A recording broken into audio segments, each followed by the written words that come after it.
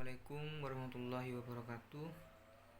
Perkenalkan, nama saya Rosyan Anwar. Di sini saya akan menjelaskan materi sumber-sumber ekonomi tentang Islam tidak mengenal problem pemburuan.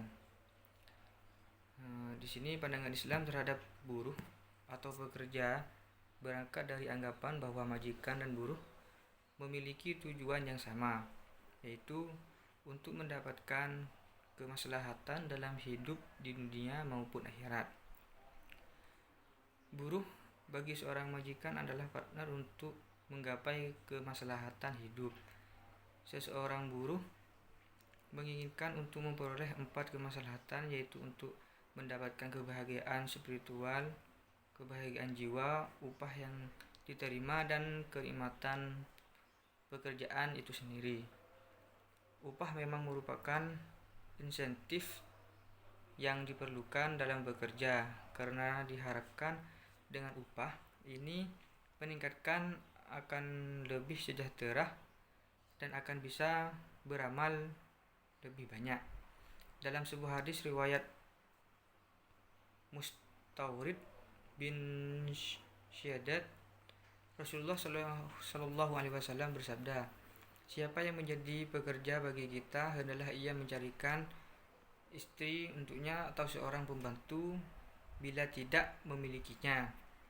Bila ia tidak mempunyai tempat tinggal, hendaklah ia mencarikan tempat tinggal."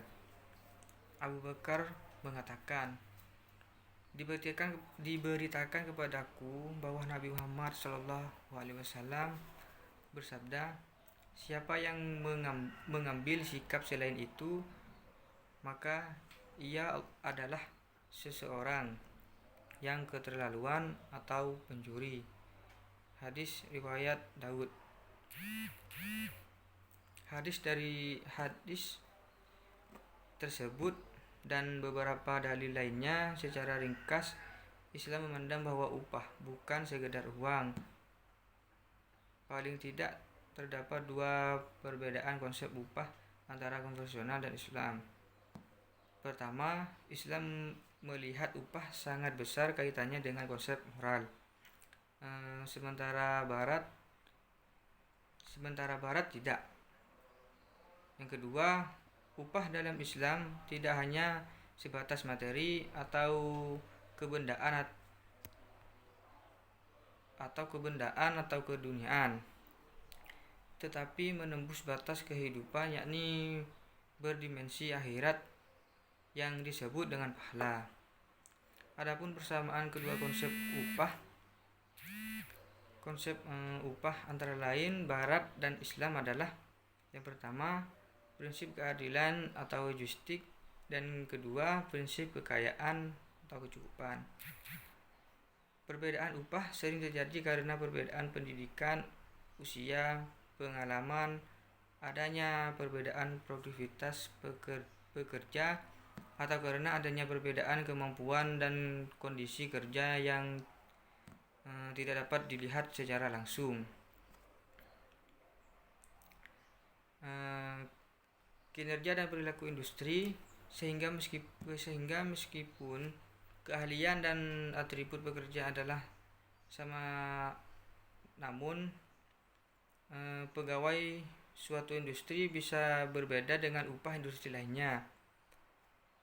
Pekerja menurut Islam berhak mendapatkan insentif duniawi maupun ukhrawi. Aspek duniawi yang memperbolehkan adanya perbedaan upah adalah aspek kemampuan atau produktivitas pegawai dan aspek kemampuan perusahaan dalam memberikan upah. Namun dalam aspek ukhrawi, perbedaan upah dimungkinkan karena adanya perbedaan kondisi dan usaha pegawai dalam mewujudkan kemaslahatan. Misalnya, tunjangan sandang atau makan bagi pegawai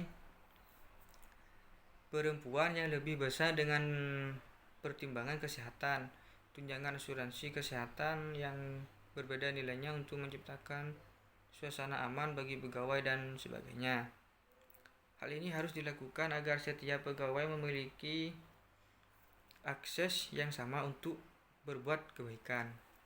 Yang aspek kedua, perbedaan upah disebabkan karena adanya kemampuan pegawai dalam mewujudkan kemaslahatan, misalnya menghemat bahan baku, meminimalkan kerusakan lingkungan, atau kemampuan pegawai melakukan ibadah dengan baik atau mencegah kemungkaran di perusahaan.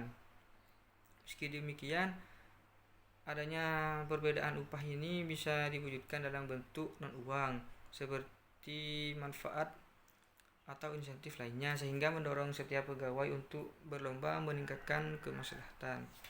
Mungkin hanya itu yang bisa saya sampaikan, kurang lebihnya saya mohon maaf. Wassalamualaikum warahmatullahi wabarakatuh.